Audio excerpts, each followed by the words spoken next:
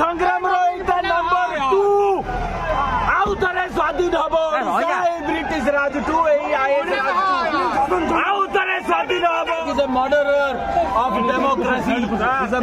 Of democracy and Pandian is a killer of democracy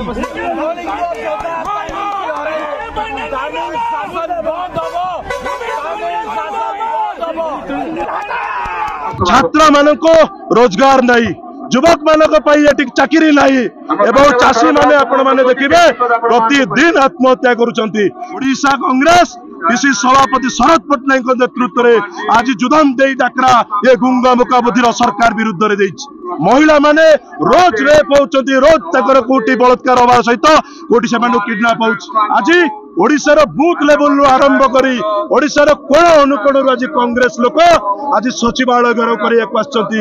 ओडिशार साधारण जनसाधारण स्वार्थ निमंते आज कांग्रेस दल रे सचिवालय घेराव रास्ता राजी ओलैचंती। ये केवल भुवनेश्वर नुह या परवर्ती अवस्था रे सारा ओडिशा रे व्यापक करा जीवो। जिला स्तर जो प्रभाव जिला स्तर रे ब्लॉक स्तर रे सबुठी याकु तीव्रतर करा जीवो।